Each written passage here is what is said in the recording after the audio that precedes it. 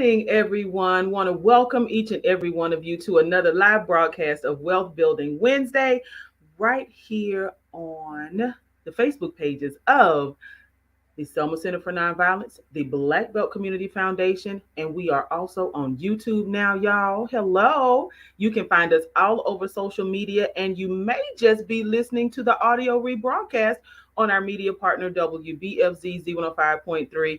However, you are choosing to tune in to Wealth Building Wednesday, we want to welcome you. This is an extraordinary opportunity for you to take just 30 minutes out of your day to make sure that you are tapping into all the great resources, y'all, because wealth, we want to close that wealth gap. We want to make sure that our families are positioning ourselves to, hey, for that next generation, we want to make Absolutely. sure that we are securing the bag, securing the future for our next generation. So this morning, I am super delighted to reconnect to a hometown favorite, y'all. Nicole All Reeves right. is, yes. She is an amazing young lady who is now based in Dallas, Texas, but hails from the historic city of Selma, Alabama. Y'all, she has had her own personal journey to success. She has found her niche and she is focused on finding resources. Right, making sure that we as business owners are plugged into understanding the importance of diversity and inclusion, understanding when we see D&I, what does that mean, right? What do those terms mean? And she's going to help us so much. I want to just welcome you, girl. Welcome to Wealth Building Wednesday. Thank you for welcoming me. And I just want to apologize to everyone up front. I am on my cell phone this morning, so my angle's going to be a little off. I was going to try to do it cute, but I can't work with the cell phone too much. But glad to be here. Thank you, Lydia. Absolutely. And I just full disclosure because folks want to know how do you pick your guests? Mm. So Nikki and I, we've known each other for years, right? And I've always known that she's been a rock star, greatest one alive still. Listen. And so she made a post a couple of weeks ago that really touched me in a different way because she talked about the importance of embracing her journey and Mm-hmm. knowing that she's now in a place where she can help folks, right? And that this is actually a part of her purpose. So all of us, right, we've got to make sure that we're enjoying this thing called life, that we are traveling and enjoying this journey, that we're working towards finding our purpose. And this interview in particular is a part of our series dedicated to entrepreneurs and small business owners, because if small business ownership is a part of your purpose and is a part of your journey, we want to make sure that you are able to enjoy that journey to the fullest. So Nicole is here with us this morning to just really kind of talk to us about all things diversity, inclusion, and talk to us about accessing resources. Because as we know, we are in the midst of this thing the news keeps calling the great resignation, right? So, entrepreneurship, starting small businesses, there are tons of opportunities out there, and we just want to make sure that folks are equipped and able to take advantage of those things. So, starting off with the idea of entrepreneurship, entrepreneurship is it often emerges in a lot of folks' lives as a journey, a part of their journey rather. So, are there any tips that you would like to offer folks on how to better embrace the journey? Because when we travel, we know that when we're driving along the road, there's some curves, there's some hills, there's some descents that we might not be ready for. So, are there any things that you can just say quickly to the folks about how to better enjoy that journey? Absolutely, Lydia. And let me just disclose this. Everyone is different. Everyone has their own journey. Everyone's measure of success is different. I'm not as successful as some. I'm more successful than others. We are always on our own trajectory. Yes. So the things that I'm saying, take it with a grain of salt. Take what you need, throw away what you don't. What I will say is, one, entrepreneurship does not have to mean that you don't work, Okay. that you're not an employee or that you're not assisting others in their journey as well, you know. But it is important to always have your own. to secure your own legacy. So if something switches up, you'll be prepared to pivot. Secondly, I would say embrace yourself. Authenticity matters. Okay. Yes. um, Trying to fit into the box, trying to be what someone else thinks you need to be successful is not always success for you. And relative to the journey, I would just say, for me personally, some things that didn't make sense at the time or that I thought I couldn't handle prepared me for the things that I'm doing now. So, not saying be complacent, not saying be content. Mhm. Nevertheless, don't down yourself for where you may be. Awesome words of wisdom, man. Awesome words of wisdom. Because, like, even with that authenticity, walking in your own, along your own path, so critical and so important. So now, as we consider folks or people who are considering entrepreneurship as a part of their journey, how important is it? Because we hear these terms around diversity and inclusion. We even get, let's say, even political ads in the state of Alabama right now who make fun of, right, people who are part of diverse populations. How can we look to consider people who have been considered late or labeled as other, right? Mm, When we're on this entrepreneurial journey, how important is it for us to really step outside of who we identify as and to understand and try, or at least try to understand who other people are? mm, got it. We here.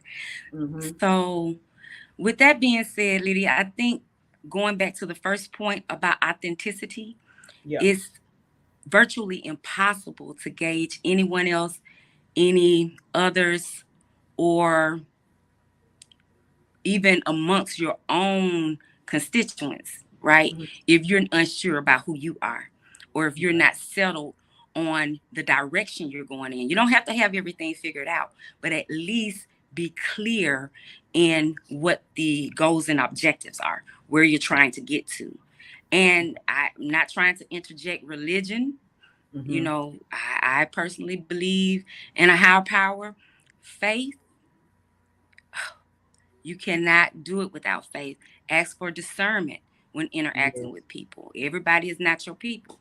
Every contract is not your contract. Every client is not your client. Every partner is not your partner. Not saying that they're a bad person. So I think it Right. goes back to being secure and authentic, first of all. Secondly, know your value proposition. Don't sell yourself short. Do we see every day how hip hop culture, black culture, Mm-hmm. Hispanic culture, LGBT culture, or all of these other things are being used to commercialize. Mm-hmm. So there is value, there is social capital in what you bring to the table. And let me just say this with the term diversity and inclusion, because a lot of Yes. times that is getting used um, as a just a word, especially since the Black Lives Matters uprising. Exactly. Yes. Nevertheless, it is a real thing, and it does not only mean race. It means a region, Mm-hmm. perspectives. Okay. So just broaden your horizons and don't undermine yourself. So now let's dive a little bit deeper into the use of the terms diversity and inclusion. I'm Sure. so glad that you've taken a step in this direction because typically from when even when I was talking about what we were sharing going to be sharing today, folks was like, "Oh, okay, so you it's basically like making sure that businesses include people of color." Mm, I'm like, well, no, it goes beyond people of color. So can you help us to better understand like what diversity and inclusion actually mean and how they impact our business? I mean, you've already absolutely. started talking about the commercialization, but how do they impact Absolutely. business? Absolutely. And let me just say this because Hmm. I am employed. Thank you, Jesus. Yes. And but the comments the comments that I am making are not on behalf of my employer. They Right. are my independent my independent thoughts. Yes. regarding diversity and inclusion, because we do have a vendor diversity and inclusion program. Yeah. Nevertheless, the statements that I'm making are not mutually exclusive to us, okay? Legalese. With Yes. that being said, diversity and inclusion is more than a buzzword. It has evolved since the inception of these conversations about supplier diversity and inclusion that emerged during the civil rights era. Okay. Okay. Now it is becoming more of a value add, and you have certain standards, especially public companies have to meet certain requirements, but it's Hmm. beyond just social responsibility. It's beyond the right thing to do. It impacts their bottom line at the end of the day. The From a commercial standpoint, consumer wise, Hmm. we know we spend some money. Yeah. Okay. The demographics of the country, are of the US anyway, are Right. shifting tremendously. Hmm. Most of the marketplace is beyond the borders of the United States. So when you look at the global market, diversity, it as far as ethnicity, Yeah. language, perspective, taste, just culture, um, it's so many things infused into that word. But as far as a company, or a institution or government entity looking to procure services or contract Mhm. with persons utilizing that, it there is a metric involved, that Okay. there is a benefit, because let's be honest, it's not just from the goodness of their hearts. Okay, let's Right. be real. Right. It's about money, Right. but also there is a commercial impact in addition to the social good. So if I'm a business owner, I'm gonna say I'm a small business owner. I'm in small town USA, Mm, and I am like, you know what? I'm just I don't agree with this particular group of people. Whether it's the Black Lives Matter, it could be LGBTQ. Like, what impact could that have if we take a stance as business owners and just simply don't supply goods or want to cater to or provide service for an entire demographic? whew, that's heavy. That's Yeah. real heavy. Yeah. And I'm gonna be honest with you. I think, look, girl, I don't know if I can address that one in Okay. one conversation, but I will say this, because first of all, you have to think about capacity, and Okay. I think a lot of reasons that we restrict our growth is because we attach our business practices to our emotions. I'm sorry. Mm, Chop me down. It is what it is. Okay. mm, Or our right. politics. Um, Mm-hmm. and that's one thing. Nevertheless, I do agree with being principled. And you Okay. remember we had the little principal ownership, wealth acquisition. I remember that. Yes. So with that being said, having principles is important, but that's just important across the board as an entrepreneur, regardless of race, ethnicity, gender, or whatever. Having integrity. I Yes. personally, I wouldn't want to be doing bit. I'm not going to get into specifics because I don't want to Right. get chopped down, Right. but everyone has a right to do business with who they choose to.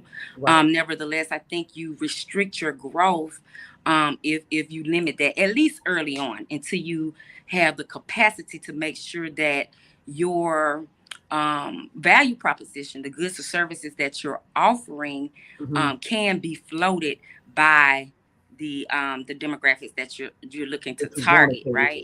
to. Okay. Or that you want to be exclusive to. But I think to look at a global marketplace, which Yeah. we really have to look at this thing as being global. It's beyond Selma, it's beyond Alabama, it's beyond Texas, it's beyond the United States. Yeah. Okay, we are in a global market. There are 5-year-olds out here who know 8 languages. Yes. And we're around here struggling with English. Okay. So I mean, Yes. chop me down. It is what it is. 2-7 in this thing. So Yes. Valid point. Like, real talk. yeah. And it's important for us to consider those things because when you look at just what you talked about, the fact that we can stunt our growth, we can limit Mm, our ability to actually do good by choosing to exclude folks. You know, come on, let's pan back, right? Let's not cut off our nose to despite our face. right. Let's keep that nose and let's figure out a way, because what it does, it limits our not just capacity to grow as a business, but from TRHT perspective and from Mm, Selma Center perspective and BBCF, it limits our capacity to love from the yep. Christian perspective, right? So why Absolutely. limit yourself? Why limit yourself, small business owners? So now, how can or why do you think there are, and this may be something that we'll have to wrap back around to, but why do you think there have been so many instances, especially recently, that folks feel so comfortable in excluding folks? Um, yeah. Girl, this is business, but that's why I made that disclosure. The comments I am Yeah. making are coming from Nicole Jacqueline Davina. Um, Yes. with that being said, I think from a personal, interpersonal, and systemic means, we are traumatized. Okay. People are dealing with their historical frames of references, their Mhm. comfort zones, and we are afraid to grow. Whether that, and I'm just going to put it out there, whether that be white folks, Mhm. black folks, Mhm. Mhm. green folks, whatever. I think we've been, I'm not going to go too deep into this because I know it can be said. I'm not there anymore. I can't speak on it. But I paid my dues in that community, Yes. from a grassroots level to a governmental level, you know what I'm saying, from a professional standpoint, and Yeah. Jen having my card, okay? Okay. With that being said, I think that specifically in that region, Mhm. um, it has been a matter of playing offense, right? Mm. Trying to prevent someone else. But what happens, the Bible said, he who diggeth the pit falls Yes. in it. Yes. So what the circumstances that we're dealing with, and I say we because it's a we thing. My family is still there.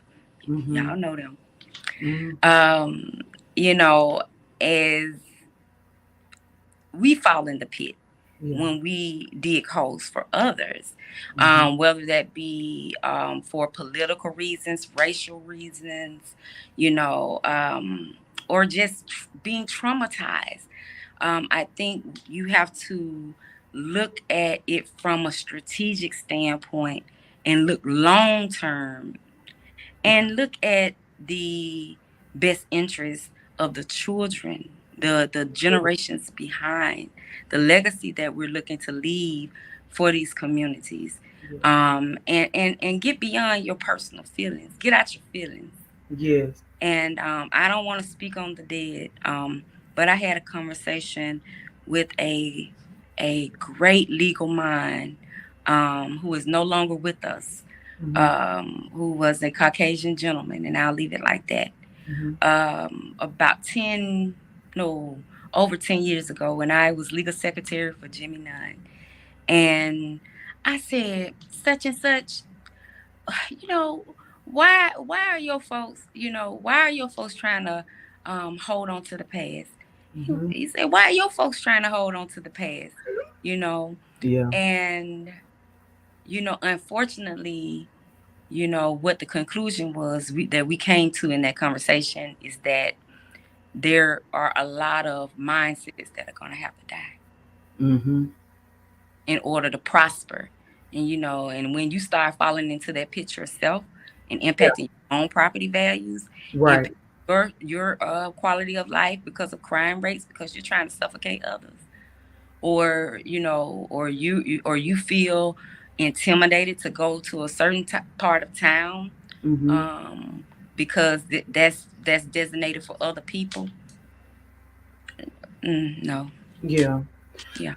So, girl, listen, I'm we now sorry. we can have I'm sorry. it. Look, because we could have this conversation for hours. Because I Ain't got mean, nothing to you do with you and I business. have always had this connection, and we've Yeah. always engaged in this type of discourse.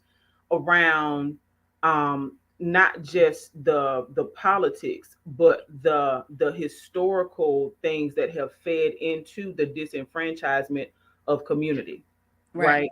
right? Um, and so that actually is a part of why, a very huge part of why we felt like, as TRHT Selma, that Wealth Building Wednesday was an asset that we needed Mm, to add to the community. Because whether we choose to understand, embrace, read about, learn about, walk through, the history of Black folks, mm, especially, right? Being able to say, own property. Truth be told, there have been some systemic things that have held Black families back from wealth development or growing their wealth. I point to the GI Bill being unequally shared with Black soldiers who were coming back from war, were limited to certain neighborhoods, right?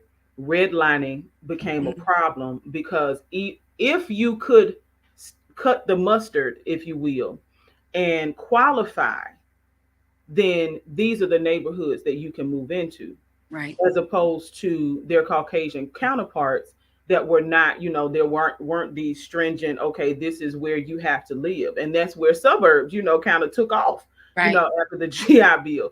So and for folks who are listening or who are tuning in and don't understand why we're referencing real estate, the Mm, number one thing that everybody, whether you're talking about millionaires or the top 1% of wealth wealthy families or wealthy individuals, the number one thing they all have in common is real estate investments.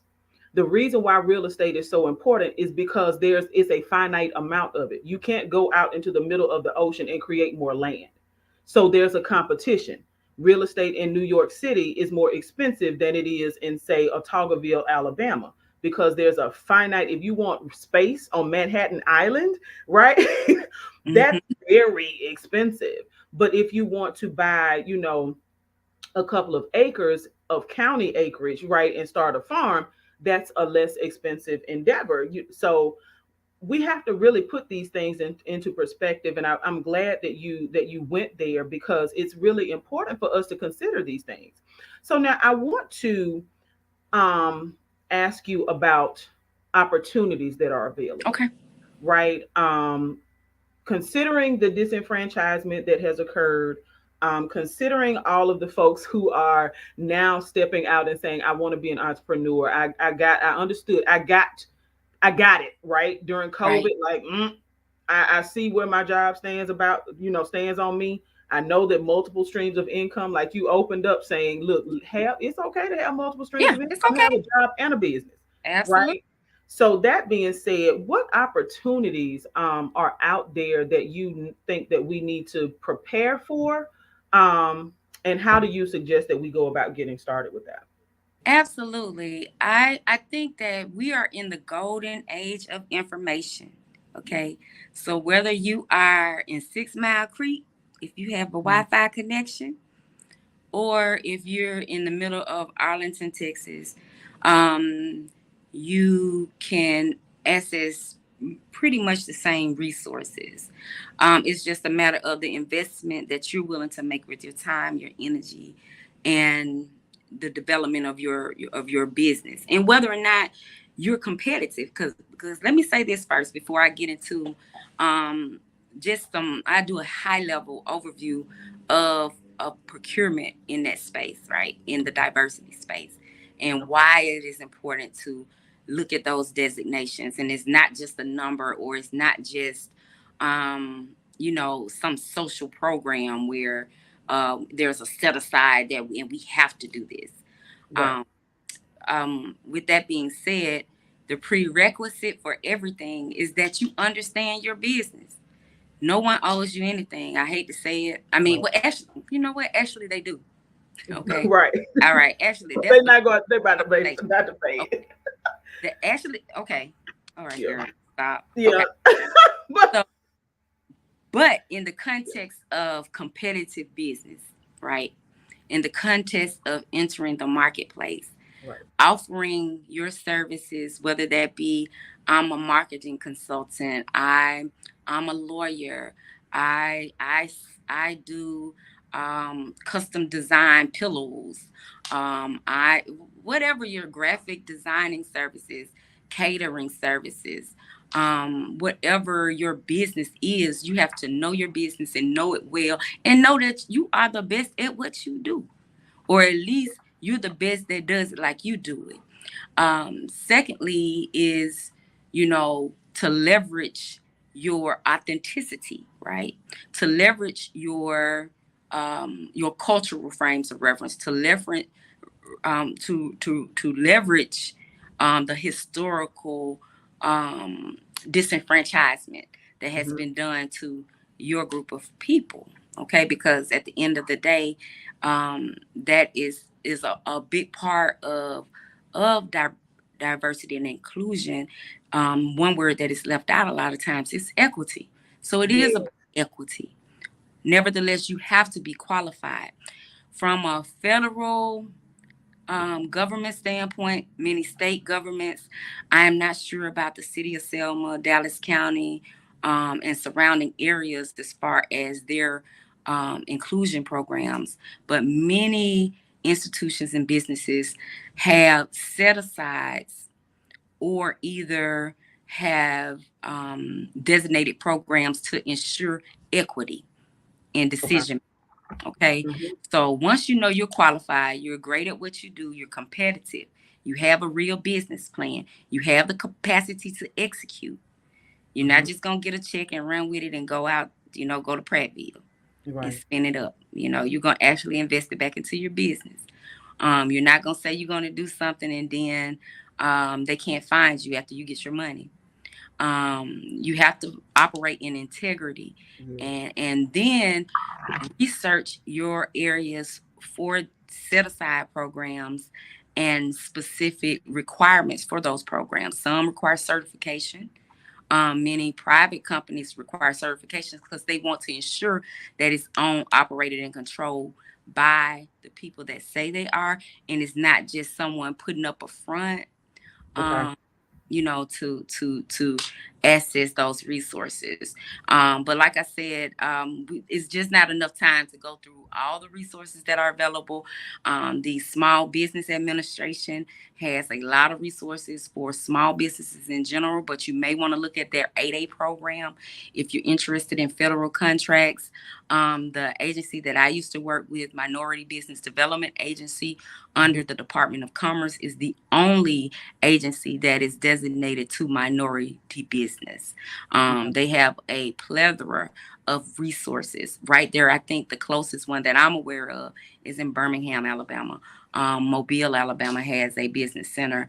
I want to say that Jimmy Coleman used to have resources to operate business centers there. So there's definitely access to those resources in that area from a federal government standpoint. And there's a lot of money they have to spend. So it starts with the research and being prepared and being qualified, and then having integrity.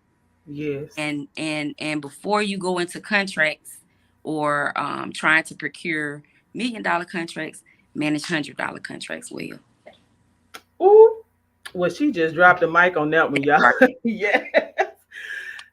Nicole, we're gonna have to have you back because this has Yes. been so helpful. I'm sure that there are folks on the line right now, folks who are going to be listening this afternoon who are like, "Oh my God, who is she? How do I get in Oh, touch with her?" Listen, let me tell you, she's not local. Look, yes. but she is very much I do dip accessible. in and out from time to time, so you may see me. Yes, but she's very much accessible. Like she said, we may see her from time to time in Selma and across the Black Belt. She's done tremendous work before leaving us to pursue further greatness. Oh, And we will definitely have her back. This is such an important opportunity for us to be able to have this type of conversation where we talk about the real, the realness, dig into what's really happening, but yeah. also helping folks to access, get prepared, y'all. So what It's she all about encouraged us to do, yes, preparation. Preparation. Preparation matters. So it's all about preparation. If you are not ready, listen, if you can have not shown yourself worthy of being able to manage $100 contract and you want these $1 million, multi-million dollar, Nope. multi-billion dollar government contracts, federal prisons are made for you. I'm just saying. Like, Yeah. so we want to thank you again, Nicole, for joining us this morning on Wealth Building Wednesday. We are definitely going to have you back. Oh, okay. Y'all, if you are watching live on Facebook, please take the time to share this video with your folks. If you're watching on YouTube, please take the time, capture the link up top and make sure that you're sharing it. You can email it out, you can text it out. Y'all, this Wealth Building Wednesday is designed to share valuable information from folks like Nicole Reeves. So again, we want to thank you for being here. We want Thank to encourage everyone to tune in live next Wednesday, 10 o'clock a.m. Or if you're listening on our media partner, WBFZ 105.3, make sure you are connected every Wednesday at 1:30 Central Standard Time. So until next Wednesday, listen, we better be out here building our wealth. you.